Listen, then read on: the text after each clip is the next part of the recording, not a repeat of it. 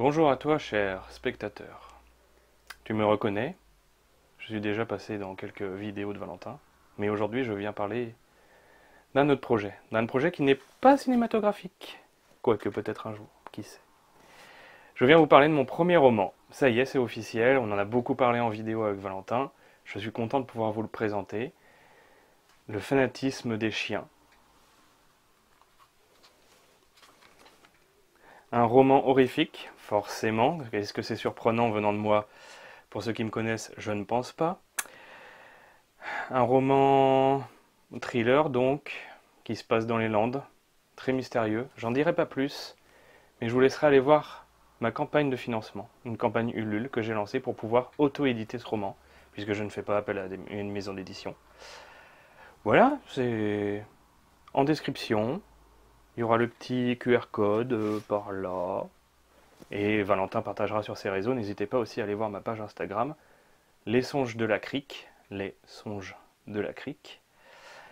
Et petite fierté, cette couverture magnifiquement réalisée par une très bonne amie à moi qui s'appelle La Droweuse, que vous pouvez aller voir aussi sur Instagram et suivre pour lui donner de la force, nous a réalisé une magnifique peinture aquarelle que je suis très très fier de présenter, qui représente la couverture et l'univers dans lequel se plonge le roman.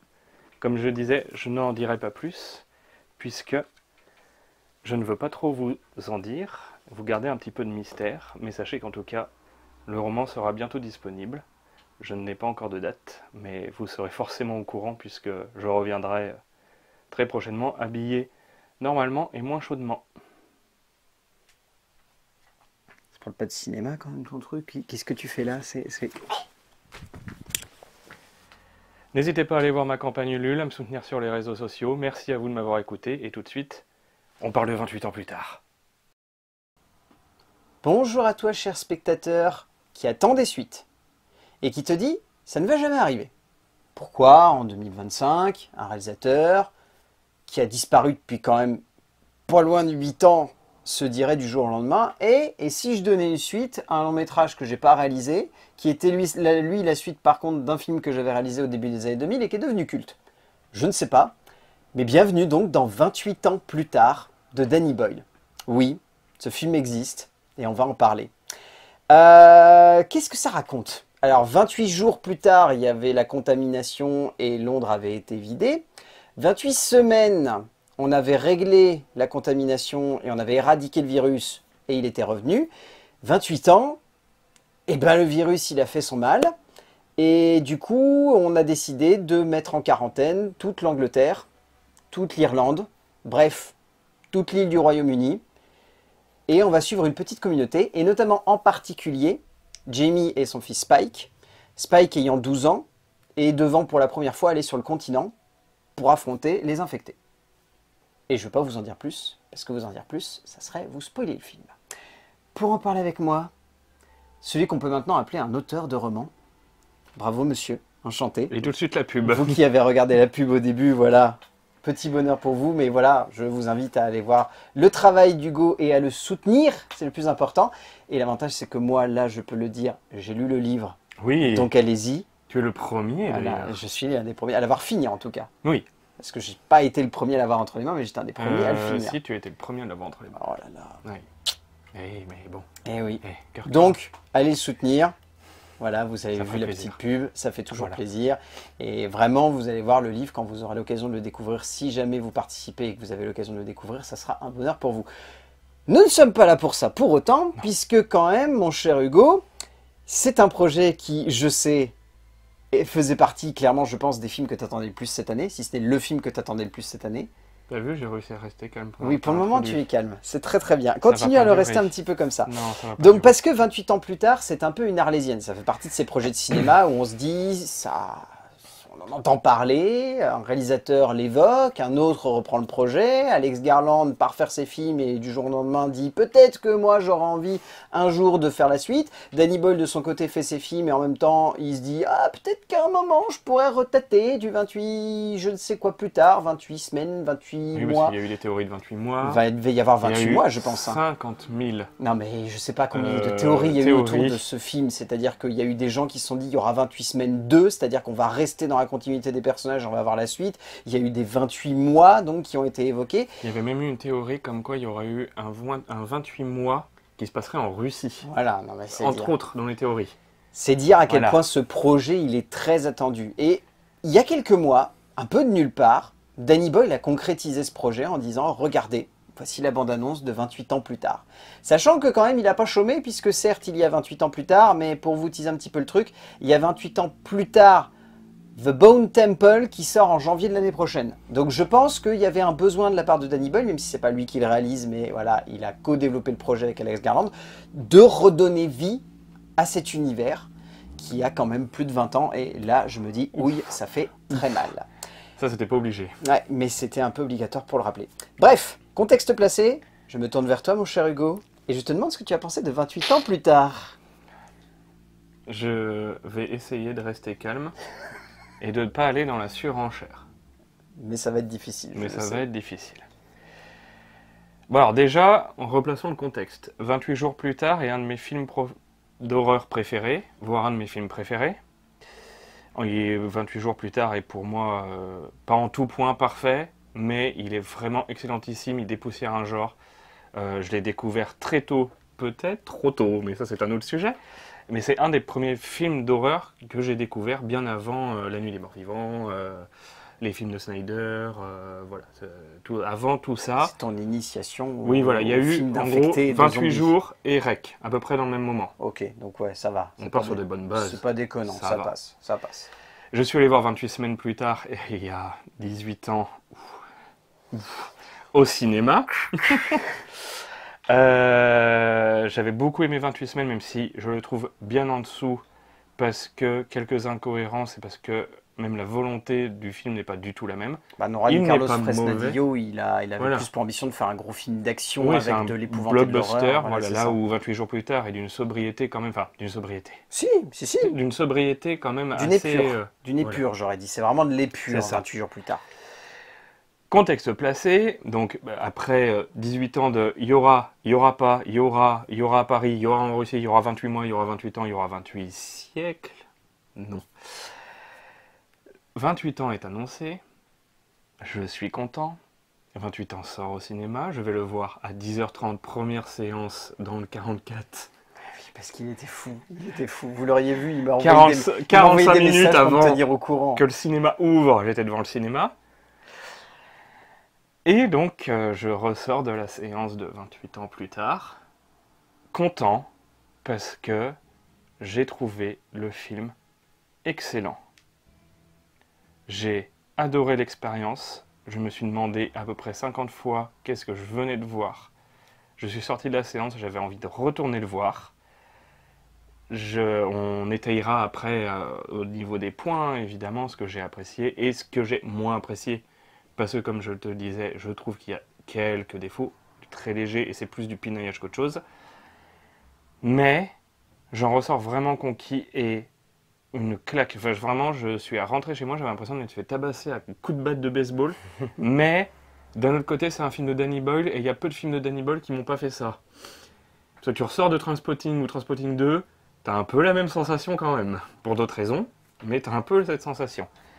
J'ai trouvé le film absolument génial, du début à la fin, j'étais vraiment conquis. J'avais des grosses craintes, mais je reviendrai dessus, et il les a enterrées, vivantes. Voilà. Donc je suis très très content, et j'ai très très hâte de la suite maintenant. Voilà, j'ai essayé d'être sobre. C'est bien, je suis fier de toi. Je suis sorti en disant que c'était un putain de chef-d'œuvre, c'est un putain de chef-d'œuvre, il est génial ce film. Voilà, c'est ce que je craignais. Fallait que ça sorte, pardon. Flashback d'il y a un an devant Civil War. Hein. On est quasiment sur la même chose. Alex Garland.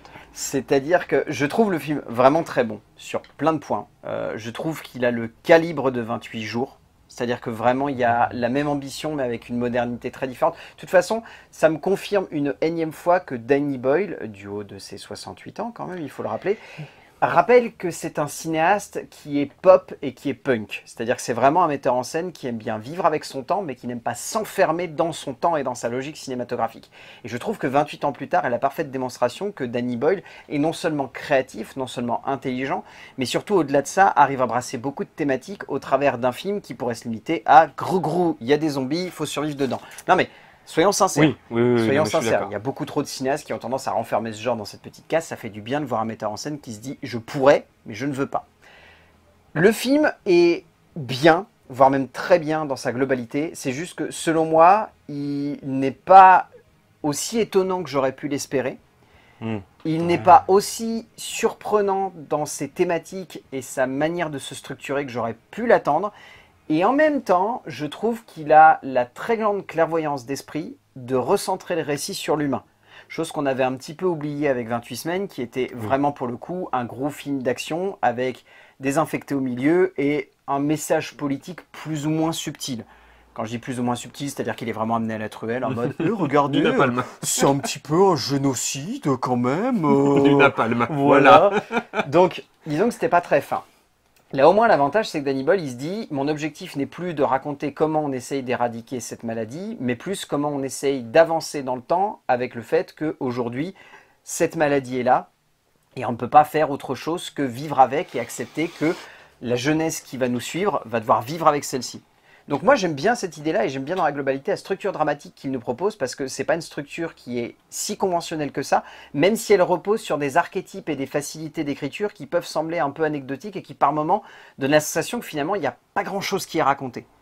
Et pour autant, est-ce que c'est grave? Pas tant, parce que derrière, Danny Boyle, dans ce qu'il raconte, dans ce qu'il montre, dans ce qu'il filme, dans ce qu'il capte, dans ce qu'il choisit de réinterpréter aussi également de son propre mythe, il arrive à donner des choses qui sont vraiment passionnantes et je trouve que de manière globale, le film est vraiment entraînant et mine de rien, ça dure 2 heures, je n'ai pas vu les 2 heures passer.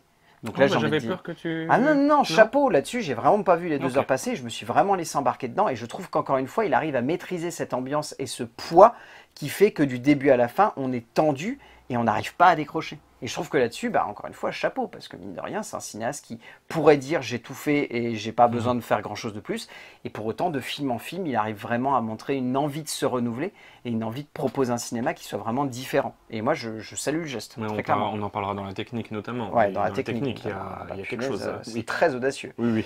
Je te propose qu'on saute dans l'écriture parce qu'on va avoir pas mal de choses à évoquer. Donc, Alex Garland revient à l'écriture, après avoir laissé sa place sur 28 semaines où clairement ça se ressentait. L'écriture d'Alex Garland ici, elle est très efficace parce qu'on sent que ça lui fait du bien de retrouver Danny Boyle. Parce que mine de rien, les deux bougres ne s'étaient pas retrouvés depuis Sunshine, si je ne dis pas de bêtises. Ils n'avaient rien réécrit ensemble, puisque Simon Beaufoy, entre-temps, était devenu vraiment le scénariste officiel quasiment de Danny Boyle.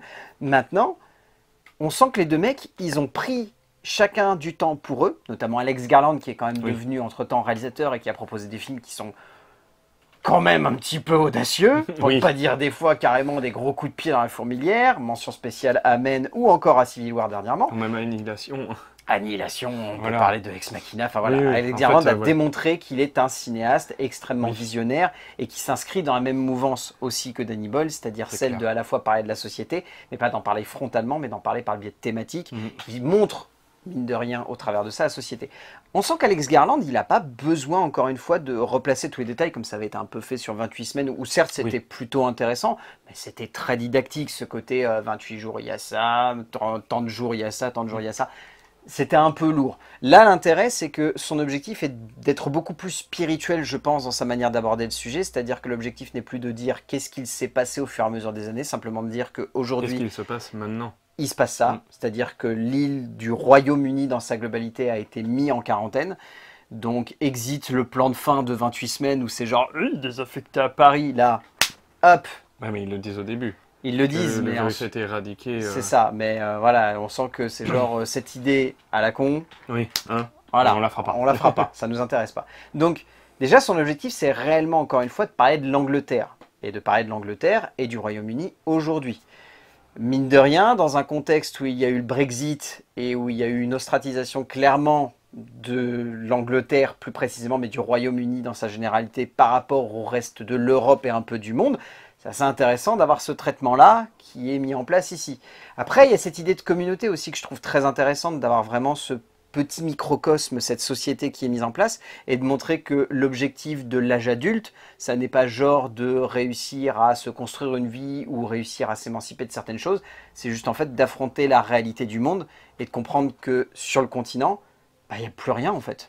Il n'y a plus rien, le monde a été délaissé, on a clairement abandonné cette idée qu'on pouvait à un moment réussir à éradiquer cette maladie. Non, il est utile pour des ressources et des vivres et qu'il n'y a encore, pas sur l'île. et encore, Une. c'est pas forcément l'objectif qu'on nous montre principalement. Oui. On nous montre Oui. clairement que ces personnages doivent apprendre à vivre avec cette maladie et que au milieu, il n'y a Et qu'ils plus n'ont grand chose. pas le choix Ouais, que de subir les normes aussi de la société dans laquelle ils C'est vivent. ça. Et je pense à la scène de fête qui est hyper violente pour le personnage de Spike, et c'est une intelligence, ça s'est ramené vraiment, comme on disait, à l'essentiel humain et à subir en fait des normes, on le voit, c'est limite sectaire en fait au niveau des croyances, au niveau des... On n'est pas loin d'un petit village qui est tellement éloigné de tout que il y a forcément des dérives, et je pense que ça va être amené encore plus dans les suites. certainement. Je l'espère en tout cas, mais je pense, parce que pour l'instant c'est survolé, mais cette histoire de masque qu'on voit déjà dans la bande-annonce, rien que ça, Ah bah oui, non, mais c'est une il y a- preuve de... Voilà, Il y c'est... a clairement une Mais voilà. profondeur dramatique que Alex Garland veut se garder un petit peu de côté parce qu'on sent qu'il a envie de, on sent qu'il a envie de dresser plein de choses et surtout de placer juste ce qu'il faut de contexte pour faire en sorte que le spectateur ait des questions et qu'il n'y ait pas besoin de répondre constamment à l'instant à ces questions. C'est un film qui est très intéressant de ce point de vue-là dans l'écriture parce que je pourrais vous aborder le côté un peu archétypal et le côté un peu facile de certaines mécaniques d'Alex Garland, mais au final, ça serait me répéter par rapport à tous les films qu'il livre depuis maintenant plusieurs années, parce que c'est vrai qu'à part Ex Machina qui m'avait vraiment bousculé, parce que je pense qu'il avait un petit peu cette idée de faire un postulat de court-métrage dans un concept de long, il avait réussi à dépasser quelque chose, et moi c'est vraiment son meilleur film à l'heure actuelle, je pense, de la part d'Alex Garland. Parce que je trouve que depuis Alex Garland, il a tendance à s'enfermer dans des mécaniques de construction et de développement de personnages qui sont assez classiques. Classiques dans le sens où il s'enferme sur des archétypes, et ces archétypes peuvent devenir des espèces de moyens de cantonner la dramaturgie. Pour autant, c'est pas vraiment un défaut, parce que derrière, ça sert une construction émotionnelle Oui, et affective qui fait que du coup, tu t'attaches à ces différents personnages. Derrière, c'est une construction très archétypale et très classique, dans un cadre qui ne l'est absolument pas. Je reprends l'exemple de Civil War et de l'effondrement de la société américaine. C'est ça? Enfin, voilà, il y a un cadre qui fait que même si tes personnages vont être effectivement très... ils vont pas sortir de l'ordinaire, vont pas... ça reste néanmoins intéressant parce que justement, si tu rajoutes de la folie en plus du contexte dans lequel ils sont, soit ça va faire too much, et c'est une grosse crainte que j'avais avec le personnage de Ralph Fiennes, Le Dr. Kelson. le Dr. Carlson, parce que quand on voit la bande-annonce et qu'on voit le contexte dans lequel se passe le film, j'avais vraiment peur que ça nous fasse une Apocalypse Now, En fait, qui est un bon film, mais qui nous fasse un... comment il s'appelle le personnage de Marlon Brando. Oui, à qui la nous fin. fasse une Marlon Brando, et j'étais là, ah non, parce Colonel que... Kurtz. Colonel Kurtz, merci. Parce que dans Apocalypse Now, ça a du sens, parce que c'est la folie de la guerre, voilà, et parce qu'Apocalypse Now va au bout de tout. Et ça représente 30 minutes de film. Oui, en mine plus. de rien. C'est bon de le rappeler. Là où visiblement on avait donc l'air de j'avais teaser un vraiment cette personnage qui avait l'air crainte. d'avoir une présence dramatique beaucoup plus impressionnante. J'avais vraiment cette crainte qui nous ressasse ça, et j'étais là, maintenant, mais c'est... Et ce qui est intelligent, c'est que c'est un film qui, dans un contexte de mort, parvient très joliment à parler de la vie. Oui. Et ça, c'est le point vraiment fort que j'ai envie de soulever de l'écriture d'Alex Garland, sans vous spoiler bien sûr. Mais tout le film a un voyage affectif et émotionnel qui prend beaucoup de relief pour Spike à partir du moment où le film bascule dans sa deuxième moitié. Et que d'un seul coup, il y a un nouveau voyage qui se met en place. Et à partir de là, je dois avouer que ce nouveau voyage, de un, je trouve qu'il renouvelle très bien la dramaturgie. Et encore une fois, si vous suivez la chaîne, vous savez que j'adore lorsqu'un scénariste prend un film, le finit et redémarre un autre film dans le même film. Et je trouve que c'est exactement ce qu'Alex Garland arrive à construire ici. Parce que vraiment, pendant 20 minutes au début, je me suis dit, si ça raconte que ça va être long. Ça va être long. Et d'un seul Pas coup, du tout, il y a un le film contre-pied, va dans une autre total. direction, nous raconte tout un paquet d'autres thématiques, nous aborde tout un nombre de sujets qui sont vraiment intéressants, arrive à caler quand même un soldat russe au sein de sa dramaturgie, ce qui Non, il sous-entend n'est pas deux... russe, il est danois. Et danois, pardon. Mais je crois qu'il... Suédois. Je sais plus, suédois ou danois? un des deux. Oui, bah, Enfin bref, par le nord, là. il arrive à nous caler un soldat qui vient d'Europe de l'Est et qui amène une nouvelle strate d'analyse par rapport à toute l'écriture. Enfin, on se retrouve à avoir un film qui constamment dans son développement des personnages et dans l'acheminement des différentes thématiques, c'est un film qui parle beaucoup de deuil, qui parle de maternité, qui parle de l'avenir aussi de manière plus générale, qui parle aussi de la compréhension de son propre avenir, de comment à l'âge de 12 ans un garçon peut être mis avec des responsabilités d'adulte sans comprendre pas du tout dans quel univers il vit et surtout dans quel univers il doit se sentir évoluer. On rajoute ça en plus, En fait, une mère qui a un statut qui est très particulier au sein du récit, que j'ai pas envie de vous spoiler parce que ce serait dommage de vous révéler, mais disons qu'elle a une strate d'évolution qui au fur et à mesure que le récit progresse, prend vraiment aux tripes et amène presque quelque chose d'innocent dans quelque chose de barbare. En fait, 28 jours plus tard, le faisait avec moins de subtilité, je trouve, au niveau de l'écriture. Il y avait aussi la thématique paternelle, en l'occurrence, Tout à fait. avec le personnage de la fille et de son père. Il y avait un contre-pied aussi total à la fin du film avec cette scène avec les militaires. C'est juste que c'était, on va dire, vraiment beaucoup moins subtil. Je repense à ce débat philosophique entre les militaires, c'est juste des humains qui tuent des humains. Je veux dire, bon... Ouais, mais je trouvais que c'était intéressant pour l'époque parce que, Ah oui, ah bah, c'est à clair. l'aube du nouveau millénaire en plus dans lequel on venait de rentrer, je trouvais qu'amener ces thématiques-là et en plus avoir clairement une longueur d'avance sur le fait que potentiellement à un moment tu vas avoir des villes qui vont se retrouver complètement vides et t'as peut-être des gens qui vont être au milieu de la rue. Enfin, c'est pas pour rien qu'il y a plein d'images de Cillian Murphy qui ont été remises au goût du jour par le biais justement du confinement. Oui. Mais c'était clairement un film qui avait beaucoup d'avance sur son temps et qui parvenait aussi à mettre en relief la perte d'humanité dès le moment où on se retrouve à être chacun de notre côté et à plus réussir à connecter les uns aux autres. C'est très intelligent. Et là, au contraire, c'est vraiment la reconnexion, elle doit se faire aujourd'hui parce que 28 ans plus tard, c'est le seul moyen qu'on a de garder une part d'humanité et surtout de garder une part de sensibilité, de C'est compréhension de vivre l'autre. avec. C'est ça. Memento Mori. Mm. Tout ce qui est véhiculé tout du long du film, c'est souviens-toi que tu vas mourir. Et c'est fait. Et Oui, c'est fait pas avec- pour autant c'est fait une avec fatalité grâce, oui. noire, c'est une fatalité qui au contraire doit se voir comme quelque chose de lumineux parce que c'est pas la fin vraiment à part entière parce que tu vas vivre par le biais des autres. D'ailleurs, on peut en parler dans l'écriture aussi, mais on peut rentrer dans une petite partie spoil. C'est un petit spoil, mais je préfère quand même. Le petit timecode apparaît juste là. Le fait de choisir de faire évoluer le virus là où on nous le présentait dans le premier film comme ils peuvent pas se nourrir, ils peuvent pas se reproduire, et prendre le contre-pied de ça, j'ai trouvé ça aussi hyper intelligent, très risqué, parce que techniquement, si on prend vraiment que 28 jours en tant que tel comme il est, le virus ne devrait plus exister après 28 ans, puisque oui. et en fait le choix de l'évolution, déjà ça renvoie clairement à l'actualité et aux variants. Tout à C'est fait. clairement ça. Là, pour le coup, c'est subtilement fait, mais tu le sais quand même. Ou à moins que tu aies vécu dans une grotte entre 2020 et 2024, quoi.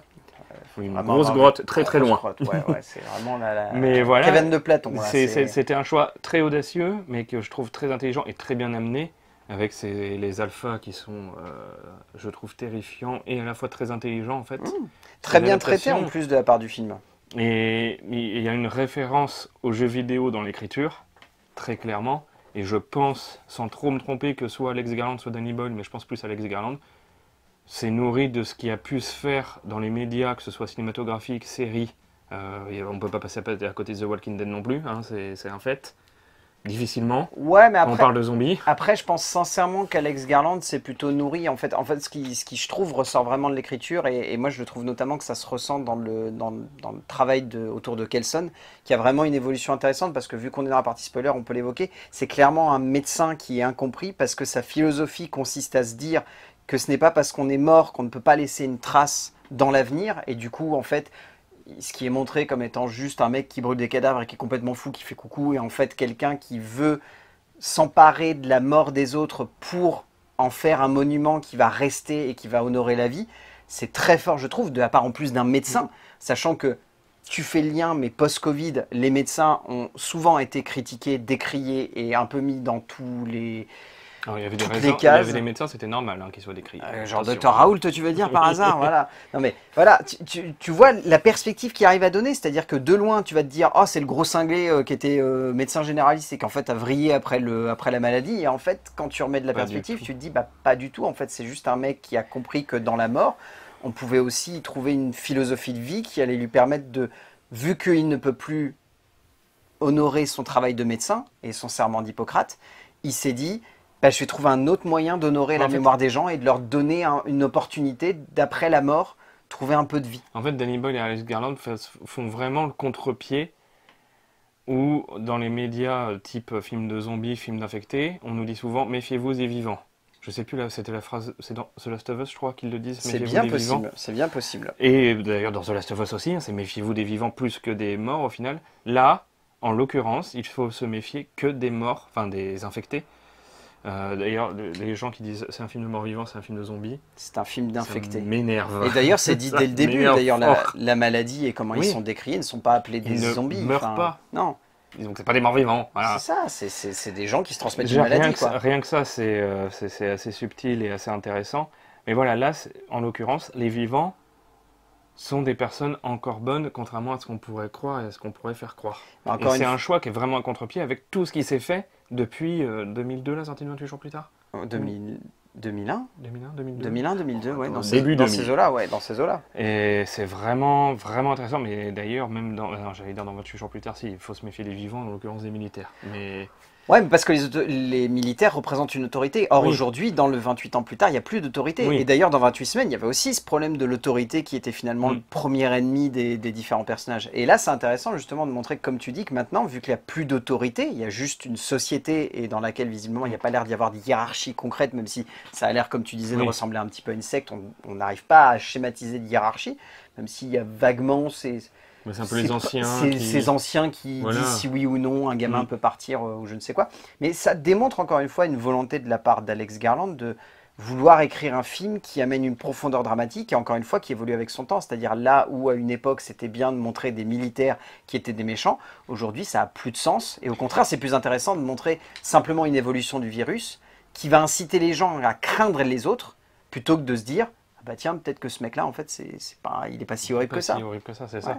Mais de toute façon, le message, la création de 28 jours plus tard repose déjà sur un message politique très fort, qui était à l'époque écologique. Tout à fait. Enfin, écologique, oui, au niveau de la maltraitance animale. Animaliste. Animaliste, parce que c'était vraiment, le postulat de base, c'était vraiment un message, 28 jours plus tard, il faut le voir comme un message de défense pour les animaux, et en l'occurrence contre les laboratoires. Ah bah clairement. C'est clairement ça, comme peut l'être... j'ai oublié le nom. Bruce Willis, Brad Pitt. Ah, l'armée des singes. L'armée des singes, l'armée des 12 singes. Oui. L'armée des 12 singes. Comme peut l'être l'armée des 12 singes, c'était vraiment un film à fort message politique. 28 semaines plus tard aussi, avec une subtilité, comme on disait, très peu. Et là, il y a aussi un fort message par rapport à l'enfermement et par rapport à... une fois que tu vis 12 ans enfermé sans aucun code, qu'est-ce que c'est un téléphone, qu'est-ce que c'est... Voilà. Comment tu t'affrontes au monde au final et aux créatures qui le peuplent, quoi. Et non, je le trouve très très fort, mais je le redis, mais au niveau de l'écriture, moi j'ai adoré. C'est fait avec une intelligence et une sobriété en plus qui est très présente chez Danny Boyle et chez Alex Garland en fait. Tout à fait. En termes de mise en scène, ça va être costaud. Bon, déjà, autant placer tout de suite ce contexte. Je pense que Danny Boyle est quelqu'un qui comprend les technologies de manière générale. Parce que faut replacer que 28 jours plus tard était un film qui était déjà très audacieux dans son esthétique, mais surtout était un film qui avait pris pour postulat de départ esthétique de se dire à quoi ça sert de filmer avec du numérique Ultra HD lorsqu'une mini DV peut vous amener une crédibilité absolument folle à tout le récit. Mais surtout qu'à la base, c'est une raison de moyen aussi, parce que ça coûte beaucoup moins cher. Ça coûte moins cher. Et en même temps, pour l'époque, je suis pas si sûr que ça, tu vois. Si, c'était une raison budgétaire. Ah bah, il y avait forcément une raison budgétaire, mais il y a aussi un caprice artistique, parce que de la part de Danny Boyle, je veux dire, le mec, à ce moment-là, il avait le vent en poupe juste après Trainspotting. Il aurait pu faire son film en full pellicule ou en full numérique, si jamais il avait eu des grosses couilles pour l'époque. Mais il a préféré justement aller dans cette direction-là, ce qui, je trouve, d'un point de vue esthétique, absolument fou. Et le fait de le voir aujourd'hui développer tout un film à l'iPhone, bon, il n'est pas précurseur. C'est bon tout de suite de le placer comme ça. C'est clairement pas un des metteurs en scène qui est des précurseurs. Dans ce genre-là, je citerai plus des mecs comme Soderbergh ou comme Spike Jonze qui ont un peu plus expérimenté dans cette direction-là avant de pleinement laisser l'opportunité. Mais c'est une continuité logique. Il expérimente d'une autre façon, en fait, parce que si effectivement c'est pas le premier à utiliser l'iPhone pour faire un film, il va quand même essayer des choses qui n'ont pas forcément été faites auparavant. Alors là, par Ouais. contre, non. Par contre, non, là, je te soutiendrai pas. Moi, je trouve que Danny Boyle, dans ce film, il arrive vraiment à remettre en perspective des choses qui ont déjà été faites par le passé, mais à le faire avec une technologie qui lui permet d'amener une vraie crédibilité à son récit. C'est-à-dire que moi, c'est un des trucs qui m'a le plus marqué quand le film a démarré. Je trouvais qu'on était pas loin du documentaire par moment. Ouais. Et moi, ça m'a Et beaucoup impacté. C'était aussi un des buts de 28 jours plus C'est tard, ça. là où on le perdait complètement pour le groupe dans 28 semaines. Ah bah 28 Qui est semaines, sur c'était une réal, c'était très factice. Hein. sans- oui, Ça, c'est- ça avait un travail esthétique qui était très différent, notamment autour du gros plan qui je trouvais était très efficace. Oui. Mais ça avait pas le côté, justement, le côté caméra de surveillance qu'avait ce mini DV et qui donnait des plans qui par moments étaient absolument saisissants parce que, enfin, je suis désolé, mais il y a des plans, on dirait vraiment des plans faits en caméra de surveillance dans un coin d'immeuble qui donnaient une perspective au récit qui était vraiment très impressionnante. Et puis il y avait une prise de risque aussi avec des scènes fantasmagoriques qui reviennent d'ailleurs dans 28 ans plus tard. Mais je repense à la scène dans 28 jours où ils sont en voiture et ils passent dans un tableau de peinture. Tout à fait. Ce qui n'a aucun sens. Ce qui n'a aucun sens. Ou même des coupures et tout. Et qui, d'un point de vue visuel, pourtant rend extrêmement Oui, bien. ah Et oui, pour oui, autant, tu te demandes dans le contexte du film qu'est-ce que ça veut symboliser. Oui. Mais après, c'est comme Là, là dans le c'est- film où tu as vraiment des scènes qui sont quasiment en infrarouge, Mm. où Oui. du coup c'est assez Doc- glauque. Et... Documentaire animalier. Ouais, c'est ça, c'est Mm. pas loin d'être ça, c'est pas loin d'être ça. Et ça amène une perspective, entre guillemets, une nouvelle fois, qui veut que le film véhicule quelque chose de plus fort que simplement être juste des belles images. Enfin, encore une fois, je peux relier ça presque à John McTiernan qui te cale au milieu de Rollerball, qui est bon, pas un film exceptionnel. Eh, Le parallèle. ouais, mais quand il te met des images qui sont filmées Oui. en Et je vois ce que tu caméra veux dire. night shot, Oui, oui. tu te dis ça a de la cohérence par rapport à ce qu'il veut traiter dans son film. Et je trouve que Danny Boyle, en utilisant des images en infrarouge ici, va donner une certaine perspective à certaines scènes où tu pourrais te dire c'est juste bizarre. Et finalement, tu te dis ah bah tiens, en fait, Non, ça a du sens. c'est un comparatif. Mm. Juste avec les animaux, avec les bêtes, avec les infectés, tu mets tout de suite une perspective. Et au-delà de ça, ce que je trouve intéressant, c'est déjà ce choix de format, qui est quand même très particulier, parce que si vous avez vu le film, vous avez dû être bien déstabilisé par le fait que ça soit un scope plus. On est sur un 2,77 quasiment, peut-être un 2,55, il faudrait vérifier. Mais on n'est pas loin du même format qu'avait Quentin Tarantino sur Les 8 salopards. Donc il y a cet objectif d'avoir vraiment un très grand angle, très atypique pour ce genre de métrage, mais qui donne du coup une perspective très moderne, parce que c'est par exemple un format qui est énormément utilisé dans le monde du clip et de la musique. En toute façon, c'est Danny Boyle. Danny Boyle, ça a toujours été On en quelqu'un de reparlera- très avant-gardiste On en parlera là-dessus. après de la musique, mais... Ah bah de toute façon, c'est quelqu'un qui a toujours été très en Oui. avance sur son temps, parce que Oui, oui. Trainspotting, c'est avant tout un film conceptuel autour de la bande originale. Oui. C'est un film BO. C'est-à-dire que la bande originale de Trainspotting est presque aussi culte que le Et film en puis lui-même. tu peux citer 28 jours plus tard, qui a un thème qui est probablement un des thèmes d'horreur les plus connus aujourd'hui. C'est ça. Et si ce n'est un des plus connus, en tout cas un des plus utilisés Oui. à côté derrière par Oui. je ne sais combien de gens, C'est notamment Rest in Peace, ces grands moments de vidéos de théorie du complot où c'était soit la musique d'Evanescence, soit la musique de Saw, soit la Requiem musique for a soit Dream. Requiem for a Dream, soit 28 jours C'est plus vrai. tard. C'était vrai. littéralement ça. Il y avait une espèce de Mais carré on de l'enfer. reviendra, on en reparlera de la musique après. Pour Mais- l'instant, restons sur la Mais mise en pour le scène. coup, c'est vraiment impressionnant parce que, notamment, c'est pour ça que je te disais que je trouve pas que ça soit si avant-gardiste que ça, parce que, par exemple, cette image que vous avez certainement vue sur Internet où il y a ces 15 iPhones qui Oui. sont empilés les uns à côté des autres, qui donne un faux effet bullet time ici, mais qui, je trouve, est très ludique et fait beaucoup penser à des effets qui sont utilisés dans un peu le cinéma expérimental, tu vois, de la fin des années 90. C'était assez surprenant, mais je me suis pas tout de suite plongé dans la tête d'un mec qui se serait dit « Ah, Matrix, c'était trop bien l'effet bullet time, je vais refaire la même ». J'ai plus l'impression de voir les moments où Michel Gondry a vaguement essayé de tester ça dans son coin, et où du coup, ça donnait ces petits effets de recadrage qui font presque aujourd'hui un effet jeu vidéo. Oui. Et c'est pour ça que c'est bien que tu aies cité le jeu vidéo dans la partie écriture, Ah, bah, de toute parce que façon, pour le coup, dans la mise en scène, ça sent que Danny Boyle, il a envie aussi de convoquer un petit peu cette idée de survival qui aujourd'hui a un côté beaucoup plus cruel et beaucoup plus concret, qui est plus retranscrit, enfin qui se retransmet plus dans le jeu vidéo. Mais d'ailleurs, il y a Que dans le cinéma, il y a un finalement. parti pris qui était un tout petit peu présent dans 28 jours, qui était un peu présent dans Trainspotting aussi, et là qui est très présent, mais alors que j'ai adoré, et pour avoir lu quelques articles après la sortie du film, il y a des gens qui ont détesté ça, le fait qu'il y ait des arrêts sur image, vraiment comme une capture d'écran ou comme une prise d'image dans un jeu vidéo, là à chaque fois qu'il y a un contaminé qui est tué. Et c'est un- Pardon, mais ça fait des années en plus que Danny Oui. Boyle utilise Oui, cet oui. effet. Ça Ah non, fait mais moi, partie j'adore intégrante cet de ce effet. cinéma. Et il y a des gens qui détestent ça, et ce que je peux comprendre, parce que c'est assez déroutant d'être dans un récit avec des plans très léchés, et tout d'un coup, tu as un arrêt sur image. Mais c'est pour cristalliser en Ah oui, plus ah non, des mais scènes je qui sont suis assez d'accord. Non, mais terrifiantes. je suis en d'accord, il plus. n'y a pas besoin de me convaincre. Mais Moi, t'inquiète, j'essaie pas de te convaincre, j'essaie plus de convaincre les gens que finalement ce genre oui. d'effet qui peut sembler anecdotique, voire même assez surréaliste.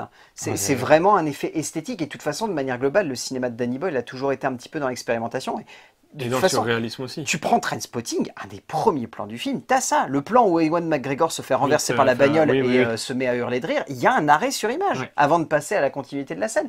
Et pour moi, c'est juste sa manière de cristalliser l'instant et aussi de faire peur. Parce que mine de rien, c'est difficile, je pense, de la part de Danny Boyle aujourd'hui, de débarquer dans le genre et de se dire, est-ce qu'on peut encore faire peur avec des infectés et des gens qui courent dans tous les sens?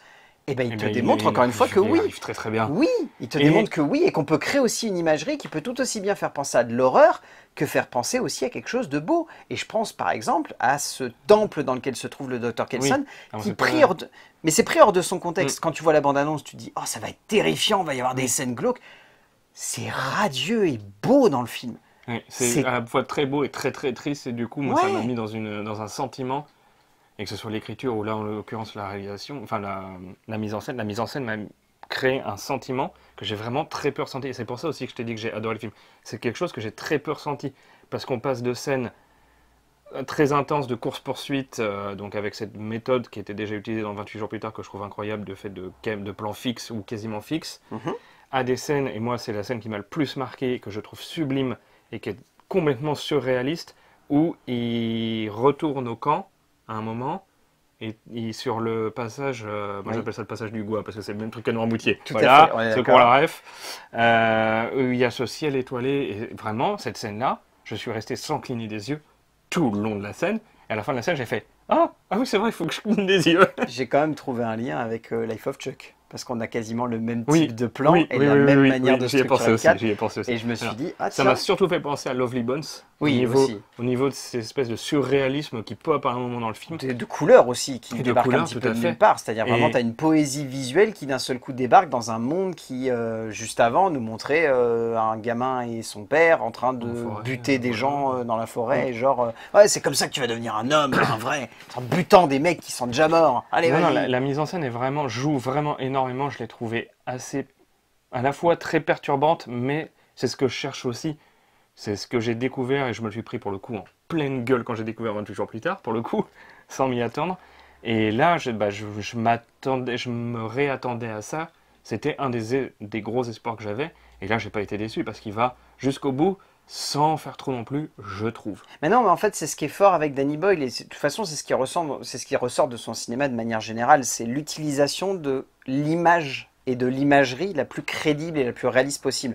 Encore une fois, moi je citerai un autre film de Danny Boyle qui a marqué pas mal de monde, c'est 127 heures, qui lui aussi était très expérimental dans sa manière d'aborder le récit et qui déjà aussi mettait en place des images fantasmagoriques. C'est pour vous montrer que... Sunshine. Voilà, mais même Sunshine, mais c'est pour montrer à quel point il y a un fil conducteur dans la filmographie de Danny Boyle qui est cette logique de vouloir peindre l'humain dans des situations extrêmes et pour autant de garder cette humanité et garder cette beauté. Et c'est ce qui fait que du coup l'émotion à l'écran, elle est très vive, elle est vraiment palpable et elle est très belle. Et c'est ce qui fait que notamment ce travail autour de l'iPhone qui donne des plans qui sont assez surprenants par rapport au fait que ce soit un téléphone, et ben d'un seul coup ça fait que par exemple il choisit de quasiment pas mettre de profondeur de champ parce que tout peut être un danger, donc il faut que tout quasiment soit net dans l'image, et au-delà de ça d'avoir des plans qui par moments sont très surprenants parce qu'il y a des plans qui sont de la sonoricam, mais vu qu'il a un iPhone, il peut se permettre de le mettre où il veut. Où il veut. Et du coup, ça fait que son plan, il peut avoir l'esthétique qu'il souhaite au moment qu'il souhaite. Et pour le coup, je trouve que ça me rappelle vraiment ce moment où Soderbergh, lorsqu'il a fait un film d'épouvante à l'iPhone, s'est dit où je peux mettre le téléphone, où je pourrais pas mettre une caméra. Et ben je pense que Danny Boyle s'est posé la même question et il s'est dit comment je peux créer des effets que je pourrais faire avec une caméra mais qui serait galère alors qu'avec un iPhone, ça va être simple. Et du coup, ça donne un visuel qui est juste fou et qui donne des instants où on se dit mais oui. À l'âge de 68 ans, continue d'être expérimental et continue d'être punk. Et à la fois très punk, parce que dans le montage, pour le coup, et là on peut parler de la musique, mais le montage, il est d'une brutalité. Enfin, il fait mal par moments. Il est à l'image du virus qui a contaminé l'Angleterre, en fait. C'est vraiment...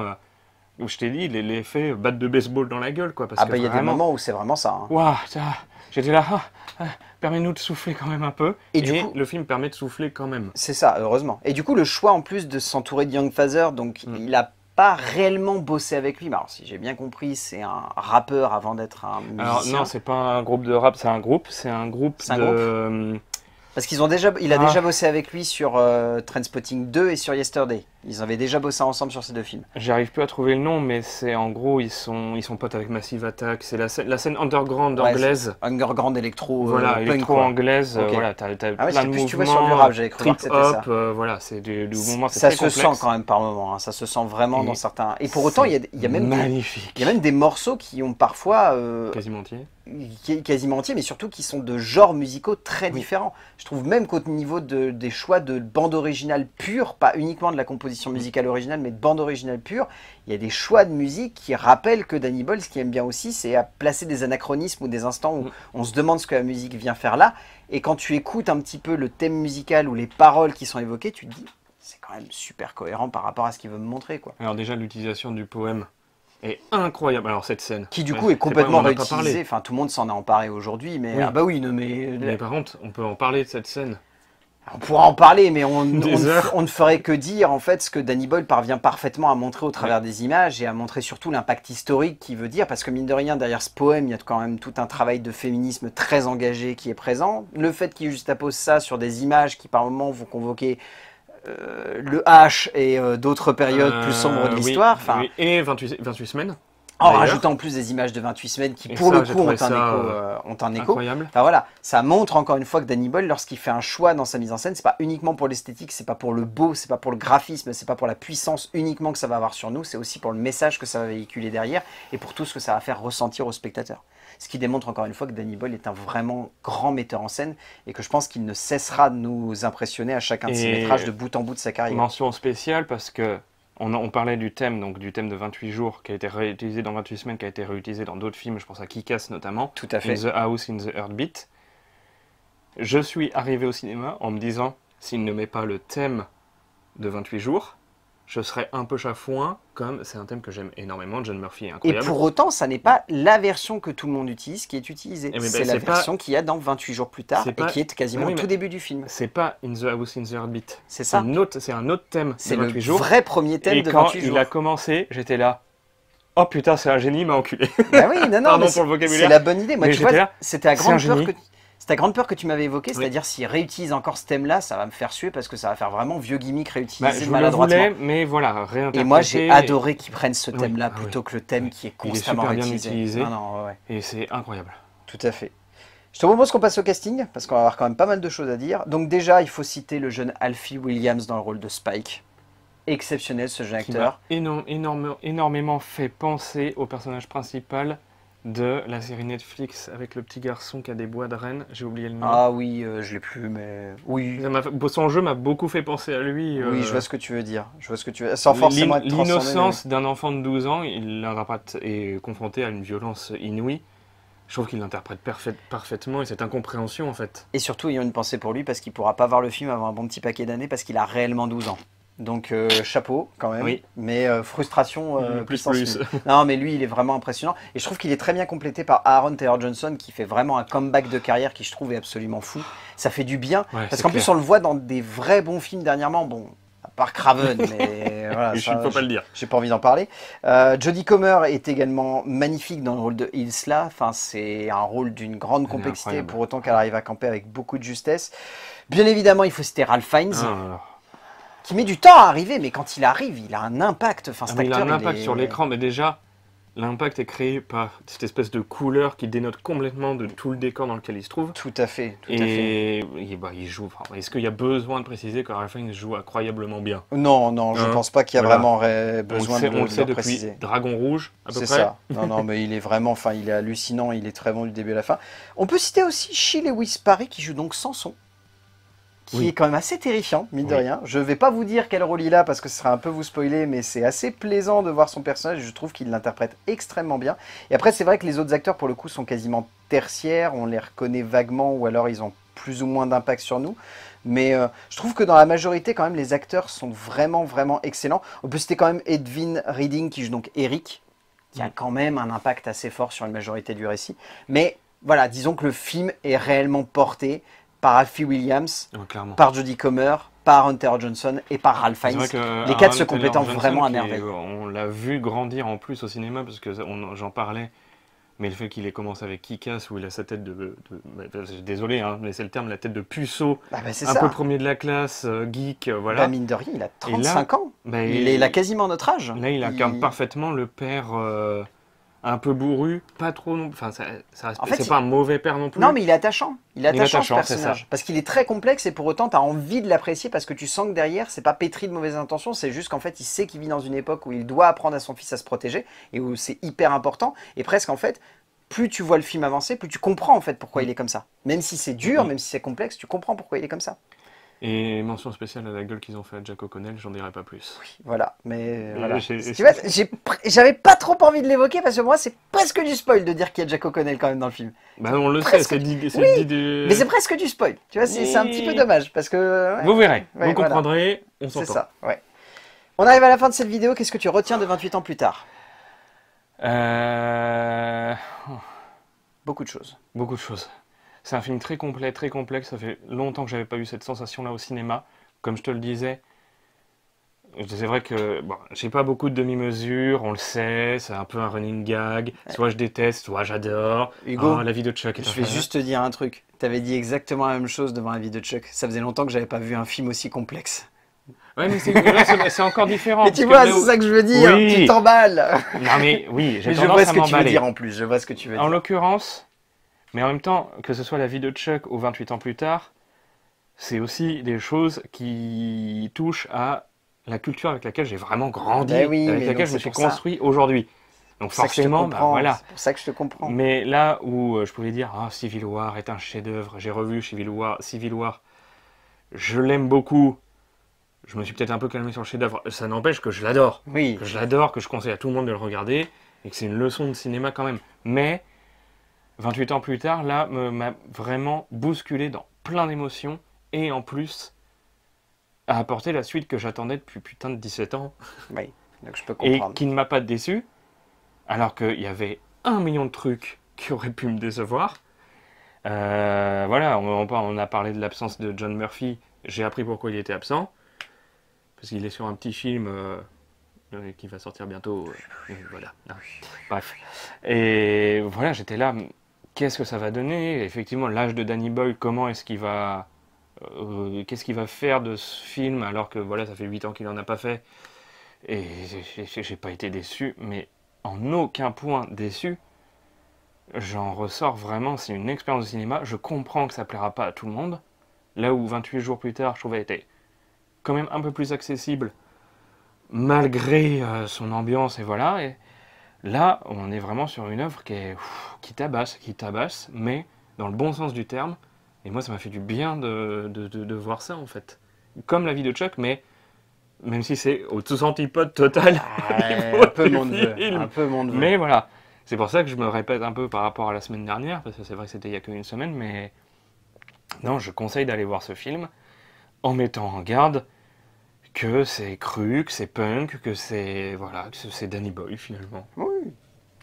Non, bah, c'est très bien. Moi, c'est ça que je vais retenir. C'est vraiment un très bon film, mais il a quand même des maladresses. Et en même temps, c'est pas si grave que ça, parce que c'est des maladresses ou des facilités ou des conceptions d'écriture sur lesquelles je suis habitué avec ces deux auteurs, Alex Garland ou Danny Boyle. Danny Boyle, c'est quelqu'un avec qui je peux être très critique, tout comme c'est quelqu'un avec qui je vais vraiment défendre bec et ongle certains de ses films. Et Alex Garland, c'est un peu pareil. Je trouve que ces deux cinéastes ne font pas de 28 ans plus tard quelque chose d'étonnant ou réellement de bouleversant, mais offrent un film qui confirme de un que ce sont deux très grands auteurs qui maîtrisent complètement les carcans cinématographiques dans lesquels ils veulent nous embarquer, et ça donne lieu à un très bon film qui nous embarque dans une vraie pas non ambiance. plus dans la facilité. Ça nous embarque dans une vraie ambiance, dans une vraie intensité, dans un film qui est couillu, qui a un vrai parti pris, qui est puissant, qui est prenant, et qui est porté par des super acteurs. Batte de baseball. Voilà. Donc Faut clairement, bien dire. 28 ans plus tard de Danny Boyle, oui, c'est vraiment à voir. Et je pense sur un écran de cinéma, c'est mieux Oui. parce que ça... Oui. Voilà, l'effet batte de baseball, là-dessus, je soutiens Hugo. Il est là, il est présent, clairement. Merci mon cher Hugo. Merci à toi.